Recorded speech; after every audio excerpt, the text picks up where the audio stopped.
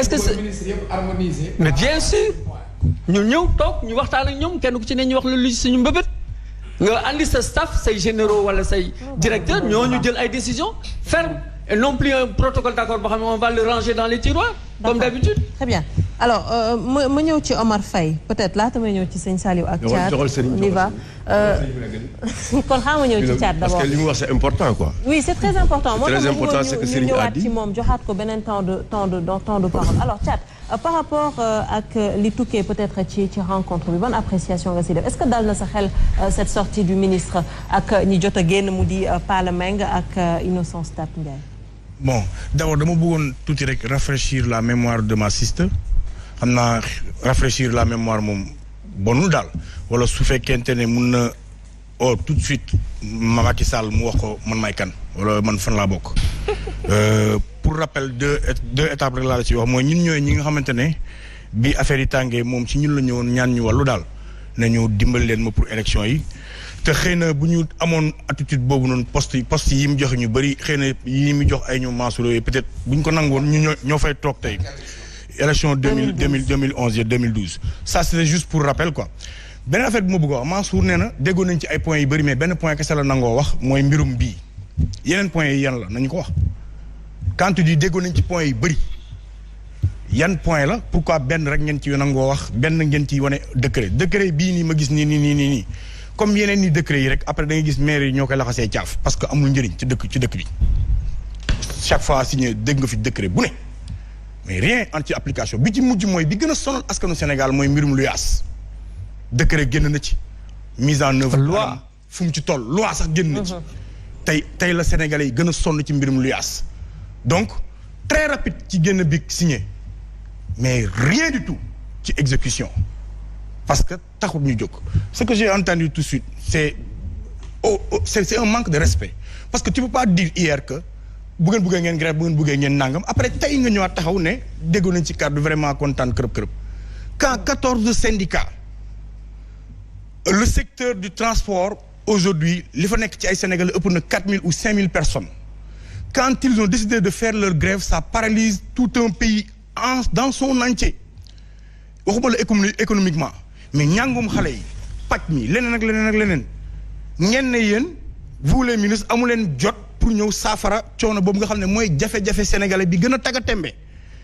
nañ ma wax ministre yi concerné wu ci affaire bii nii lan moo nekkoon seen occupation ci ces dernières 48 heures lu soxal askanu Sénégal nañ ma ko wax. mais Thiat est-ce que ñàkk jot la wala justement dañoo bëggoon bàyyi seen ministre de tutelle. non ñaari lecture moo ci am. ñaari lecture moo ci am xam nga dañ toll moment boo xam ne c'est un moment jëm ci ay local tous ces gens-là du pouvoir qui sont soit mandatés quelque part pour doon candidat ou autre chose tout ce qu'ils veulent aujourd'hui c'est man maa régler problème bi man maa saafara solution man maa politique kese politique moo leen tax a jóg mais répondre uñ ci problème mu sénégalais yi benn affaire bi nga xamante ne gën na graawati aujourd'hui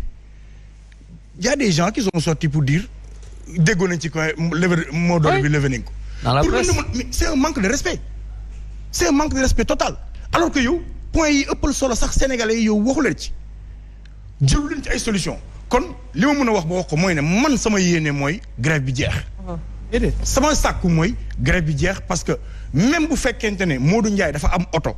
di nga romb nit bu ne la dimbali ma nga yóbbaale ma kon yow mi am oto sax yëg nga grève bi waxutuma la ak ñi amul oto taxaw ci arrêt yi di xaar ku leen yóbbu kon li ñuy sàkku di ko ñaan mooy grève bi jógee fi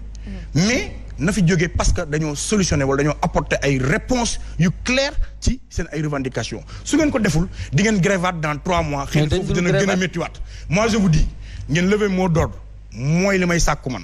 waaye na ngeen ko lever sur des bases très claires parce que décret bi tekkiwul dara gëwma ko beneen bi mooy ka ngeen def seen interlocuteur yorul problème kii bi yorul problème mënul régler problème mu sénégalais yi et je me demande pourquoi à chaque fois qu'il y a des remaniements ministériels moom c'est 2 ou 3 personnes yoo xam ne ñoom ñooy des ci gouvernement bi te fépp fu ñu munti jaar gaaf lañ fa def réglé wuñ benn problème Sénégal gaaf la ñuy def tout le temps Mansour est connu pour faire des gaffes dans les ministères yi mu jaar et ñëpp gis nañ ko contrat wu SONES bi jëlee fii jël seen au nangam donc c'est une vérité. mais Thiat également sur quoi on peut se baser pour dire que. ndoxu Sénégal ndox mi est-ce que gis nga qualité ndox bi am Dakar la qualité de l'eau, les gens disent que saafara lañ ci sotti wala potoxol la ñuy naan alors que c'était son ministère. Alors que il nous a vanté ay usines de dessalement, des machines de trucs, des postes pour lekk xaalis le poste bi ñu ko joxoon ci période corona bi lan lañ ci def où sont les contrats yi ñu joxe gré à gré bi sama xarit bi sama nangam bi naara li benn Modou Ndiaye après ñu dëkk donc il faut qu'on règle ce problème ñun dañoo sonn ci ay benn nit wala 2 nit ñu jël réewu Sénégal bu ko pàccoo séddoo pour seen ay propre intérêt sénégalais yi toog di souffrir. Sortez et réglez ce problème des sénégalais parce que ça urge et je vous le dis tout de suite su ngeen lever seen mot d'ordre te amu leen satisfaction poñ yi ngeen di casse pour sénégalais yi benn yoon bu ngeen fi grévé ñun sénégalais yi ngeen amal affaire parce que bu ngeen ko réglé wul di ngeen fi gën naat grévaat. mais dañu grévaat parce qu'on va pas nous écouter. damay doon ministère des affaires étrangères yu waxagul maa ngi ñëw ci yow. donc ministère yi muy wax intérieur affaires étrangères forces armées. ak finance et budget. Mais est-ce que vous avez jamais vu dans ce pays-là facture boo xam ne amul TVA état moo koy émettre fii mooy facture plaque yi. Les documents administratifs de transport les prix ont été doublés, multipliés par 2. C'est-à-dire, carte grise, 7500, dem na 15 000. Plaque, 21 000, dem na 42 000. Sans TVA. moo tax ñu convoqué ministère des Finances, ñu expliqué ñu loolu. Fan la état di defee ay factures yoo xam ne amul TVA. Pour lan loolu, Sopre Technologie, une société privée mobile avec l'entête du ministère et de la DTR, daal di signé ci suuf avec le cachet de Sopre Technologie dirigé par Balasek, je ne personnalise rien du tout, daal ne doublé nañ tarif yi par arrêté numéro tel, arrêté boobu ñun dégguñu ko le 28 juillet. Par force ñëpp la ñuy doublé yéen seen plaque bleue yi ngeen yor ku ko ci yor di nga fay 42 000 francs te 21 000 nga waroon a fay. doon kaas loolu ñun ñoo leen koy kaasal. Parce qu'il y a près d'1 million de véhicules, officiellement 650 000, mais il y aura des litiges extrêmement graves qui vont être jugés. Vous voyez, il y a 2 ou 5 véhicules, il y a une plaque. C'est un problème à régler. Parce que les plaques, ils importent les Google, les immatriculés. Mais si vous commencez à immatriculer les plaques bleues, vous pouvez tout. D'accord. Au lieu de 21 milliards, rien que sur les plaques, ce seront 42 milliards qui vont récolter. Il y aura carte grise qui est alors, est-ce que nous avons dit que c'est un petit mbasmi, petit période de mbasmi, état bi ñepp di yok, dewlin ciép, etc.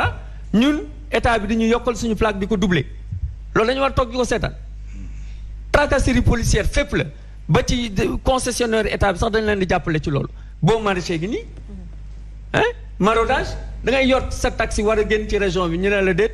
da ngay marauder ab agent boo maraîcher moo lay jàpp ànd ak benn policier wala gendarme taxaw fële ca mbaa fii ci biir dëkk bi ne la da ngay marauder yow nga yor sa taxi yëpp nit ne da ngay génn Dakar ñu ne la da ngay marauder te tu as le droit de le faire fay ku le 24 000 francs nga dem police centrale ñu fay la ku le 12 000 contravention bu amul fenn si suñu këyit 6 000 la yem est-ce qu'il faut continuer à laisser faire. mu nekk nii Cheikh Omar mais dafa bari ay problème boo ci commencé benn sax ñeneen ñi meral Fès essieu c'est pareil taxi yi c'est pareil à l'AIBD hein injustice yu kenn xamul ñu laas leen teg di bàyyi clando yi hein ñun clando yi bëgg nañ leen régulariser c'est tout c'est ce qu'on demande. Alors Cheikh mu nekk énormément de points il y a beaucoup d'autres problèmes yoo xamante ni ñuy wax rek ay dañuy xaar peut-être ñu résoudre justement ces problèmes là. Moi je vais couper la poire en deux, je m'adresse à l'État. D'abord grève bi da ngeen wane seen capacité d'organisation et de mobilisation pour wane ni que c'est un secteur boo xam ni c'est un secteur stratégique parce que dem ak dikk fu mu amul jafe-jafe yu bëri lay indi démb am na suma yaay bu ma romb côté jàmm gën mu boot doom yenu paanu jën amul oto nga wax mu ne la mënuma toog nga romb ouvrier ñiy jóge parcelle guddi di dox jëmali buntu Pikine am na ñu am malade et cetera. Transporteurs ay sénégalais lañ chauffeurs ay sénégalais lañ ñun ay sénégalais lañ mais ñi négocier xamuñu puusal ma toog xamuñu kalando xamuñu toog ci càccan xamuñu car rapide xamuñu luy dem jëlal mais boo xoolee ci ñaari fan man leen rek moo tax ma laaj leen seen 48 heures parce que ñaari fan ngeen wax je crois que seen message ak impact bi ngeen soxla woon jàll na dal na du dëgg